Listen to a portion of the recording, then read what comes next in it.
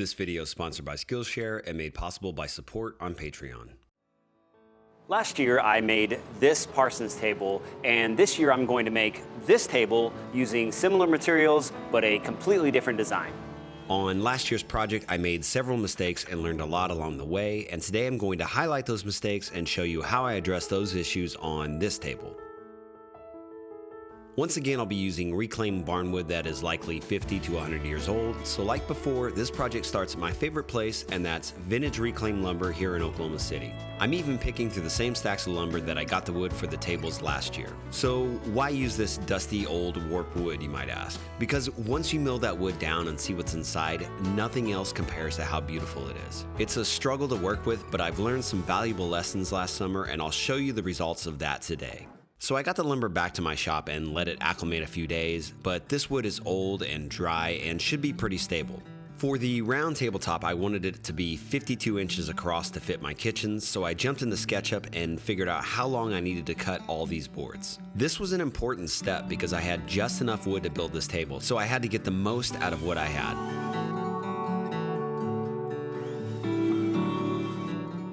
On this table, I chose to keep as much of that natural character as I could while getting the wood to a workable point. Also, trying to straighten a board over a 7-foot length ends up removing a lot of material.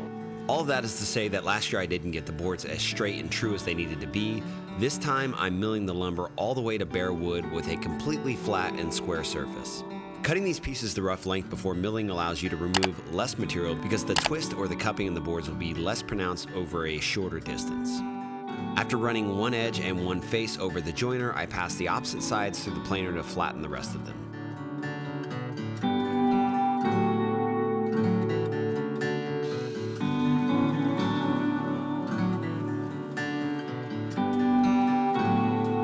Last, I could reference that jointed edge on my table saw fence and rip the boards to their final width of 4.5 inches.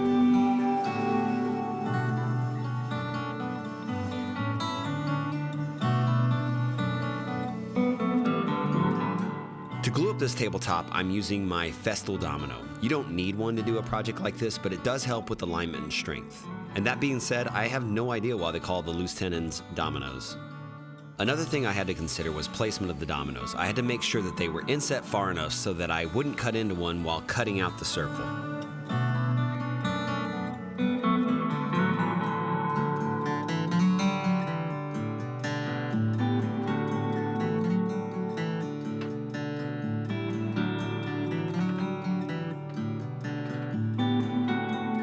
I glued up the tabletop first in 2 halves, and the following day when the glue was dry, I could swipe left on those clamps and get ready for the larger tabletop glue up.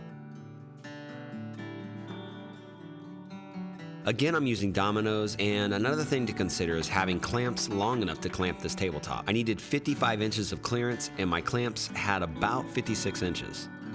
Due to the milling process, the tabletop was only about 1 inch thick, so to give myself a more robust tabletop, I added a layer of boards to the bottom of the table in a hexagon pattern that will give the appearance of a 2-inch tabletop that doesn't weigh 1,000 pounds. I cut in 30-degree angles on my miter saw on each end of the boards and used this stop block to get consistent sizing.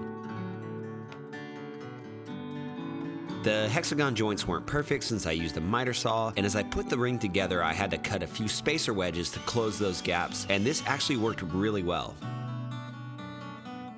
You can't quite see it, but I used the circle jig to draw a circle at that same 52-inch radius that I'm going to cut out, and this gave me a reference mark to use while I glued the hexagon pieces in place.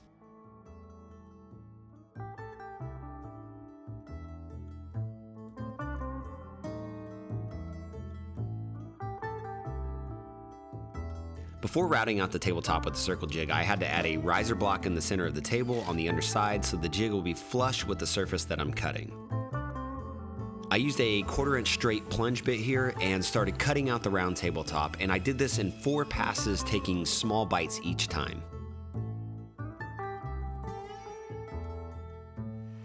I can only plunge about 1.25 inches, so I finished this cut with my jigsaw that I had to outfit with an extra long blade. Then I flipped the table over and used a flush trim bit that has a bearing that rides along that cut edge and evens up the rest of the edge. I brought the tabletop indoors to this makeshift workbench I slapped together, and I did this because it's too hot in my garage in the middle of the summer to do these pours. Ideally, you want to be under 80 degrees when working with epoxy, or that exothermic reaction can run away from you and you'll get some bad results. I used this aluminum tape on the underside of the table to prevent leaks and also ran a bead of silicone, although that was total overkill. I had a bunch of issues with leaking epoxy on the table last year, but none on this table. So when I did the epoxy pours on this table, I didn't make sure that the top was completely level, and that caused a lot of overpour, and it really took a long time to clean up. This time I shimmed my workbench and checked for level before pouring. Normally I use Total Boat's 2-to-1 epoxy for a project like this, but today I'm going to try out the tabletop epoxy, and the folks over at Vintage Reclaim use tabletop for all their table fills with really great results, so I thought I'd give it a try myself. I use a mixture of blue and green to create a turquoise blue color, and this technique gives the appearance of subtle inlaid turquoise stone, and that's really what I'm going for on these fills. I did all of these epoxy pours out of cups, which isn't that precise, and on that video I got a lot of comments suggesting that I use a dental type syringe, which I've done on several projects since with really good results. I did the largest void first and then switched to a dental syringe, which has a small spout that can inlay the epoxy directly down into those cracks, and I filled all the voids in the tabletop.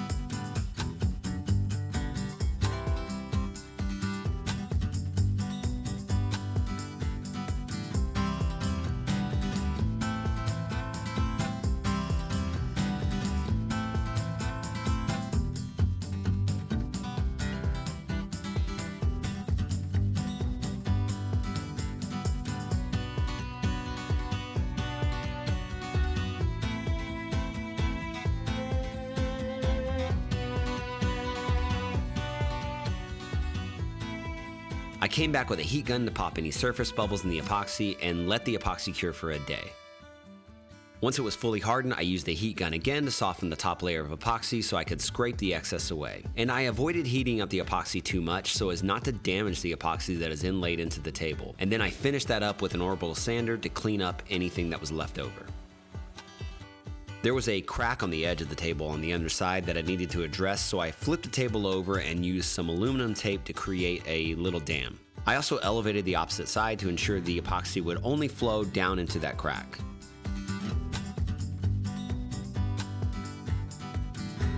I wanted to add a pinstripe detail to the tabletop, so I broke out the circle jig again and used this 1/8 inch bit to cut in a ring that is 1/4 inch deep and inset about 2 inches from the edge of the table. I moved the jig over and eyeballed it to about 1/4 inch and cut in a second pinstripe. These are going to get filled with epoxy, and I'll show you those pours in a bit, but I stopped here to work on the table base, which brings up 2 more issues from the table I built last year. Having the legs pushed all the way out to the edge like this can cause stability issues, and when you add in the fact that the lumber isn't completely straight, it makes for a wobbly base. When building this table, I experienced a lot of firsts, and because of that, I learned that it's okay to reach out to people with more experience and knowledge for some help and some advice. To create a really sturdy base for this table, I'm going to make it out of steel this time, and I cut this 4x4 square tube and this 4x2 rectangular tube to length while adding this bevel detail to the outside edge of that 4x2 rectangle steel. I'm taking these pieces to my buddy's shop, Richard from the YouTube channel 42 Fabricate, because he agreed to help me bend the steel flat bar for the base, and we ended up building the entire base in his shop in just one day. As I start welding the base, let me talk about the design a little bit. I had a completely different base design done up for this project, but when I dropped by Vintage Reclaim Lumber one day, I saw a base design like the one I decided to build for myself. I just modified the design slightly to fit my needs, but it's still very similar to the table bases they're building over at VRL. Also, I've got to say that Richard was a huge help on this table base and was nice enough to spend an entire day giving me pointers and lessons on how to become a better welder. Thanks, Richard, and make sure you guys go check out his channel. I've got it linked below. To bend the 4-inch steel flat bar, it was tack welded to a 55-gallon barrel, and then we could cold bend the steel around the barrel rodeo style. This doesn't get the exact radius needed, but gets you close enough that it can be pressed into place, all without having to use a set of steel rollers. We forced the curved sections between the upper and lower supports and marked out where we needed to cut them to size. Then we could press the curved sections back into place and weld them in permanently. The center of the base gets a brass cap nut on 4 sides as an added detail, and Richard came up with a really unique way to do this that probably isn't practical for anyone else, but was fun to try. He drilled out the center of the 3/4 inch all thread and then cut those into 1/2 inch sections over on the bandsaw. Now Richard makes a lot of signs and has this really nifty little tool called a stud welder. You just pull the trigger and bam, it instantly welds a 1/4-20 bolt in place. And then we could just cut off the excess, add the all thread, and then tack weld them into place. Okay, that's it for the table base, and now it's back to my shop to do the epoxy inlays. And before I do that, I wanted to take a moment to talk about the sponsor of this video, and that's SKILLSHARE. SKILLSHARE is an online learning community with thousands of classes covering dozens of creative and entrepreneurial skills. Explore classes in everything from photography and creative writing to marketing, productivity, and more. I've personally been a SKILLSHARE member for the last 2 years, and it all started for me by signing up for a free membership. And today, SKILLSHARE has provided my viewers 2 months of SKILLSHARE Premium for free when you click on the link in the description. SKILLSHARE is also incredibly affordable. An annual subscription is less than $10 a month. SKILLSHARE has been a valuable tool for continuing to learn all the features and tricks of the photo and video editing software I use. I recently got a new camera that has a ton of new features and functions, and I was able to find a series of classes on SKILLSHARE solely focused on shooting video on that camera. And here lately I've been watching a series of classes called The Fundamentals of Photo Editing by Justin Bridges, which covers everything from shooting photos, selecting the best shots, color corrections, and more. Photo editing is a weak spot for me, but this class is allowing me to approach it from a whole new level of understanding. So click that link below to sign up for 2 months of SKILLSHARE Premium for free.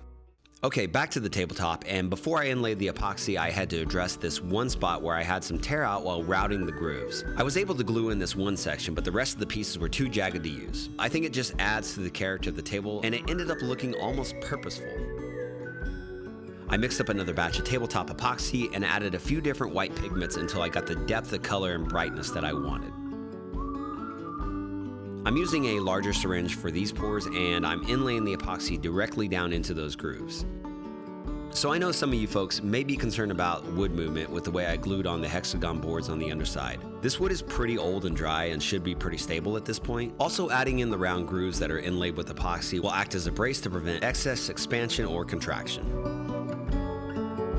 When I had all the grooves filled, I came back with a heat gun to pop those bubbles, and this time I used my orbital sander to sand away the excess because I didn't want to risk damaging the epoxy in those grooves. Next, I added a heavy chamfer to the underside of the table and a more shallow chamfer to the top.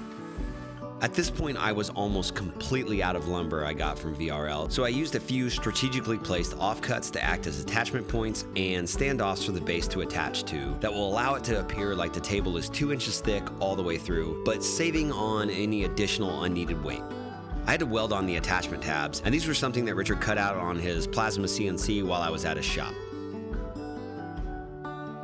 My original plan called for a painted black base, but after seeing the raw steel combo with the tabletop, I called an audible here. I took a wire brush to it to distress the steel a bit and then cleaned off any excess grease with some acetone. To finish, I just hit it with a couple coats of this cheap spray lacquer.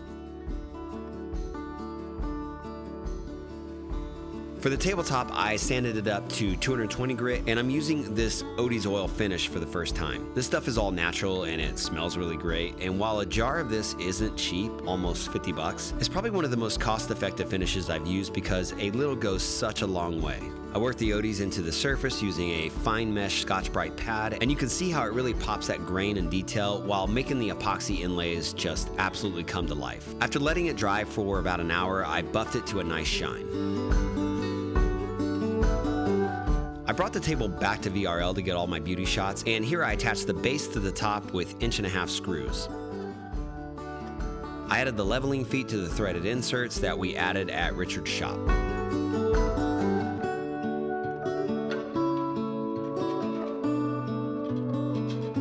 We We flipped the table over and immediately I had to test out how sturdy this base was. And as you see here, I can lift myself off the ground pushing on the edge of the table and it doesn't even begin to tip. And with that, this table was done.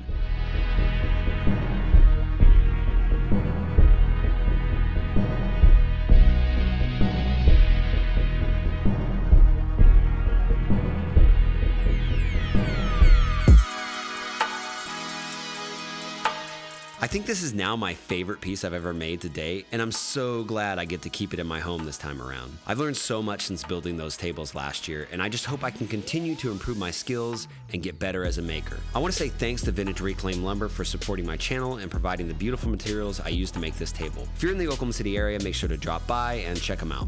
Also, a big thanks to Total Boat, and my viewers get 20% off at TotalBoat.com when you use the code JBuilds. Also, a big thanks to my Patreon supporters, including Jenny and Davis and Bevelish Creations, with a special thanks to my top patrons, David Britton, Matt Varughese, DFM Toolworks, and new to the JB tribe is Daniel McBride. There's info on how you can join the tribe yourself down in the description below.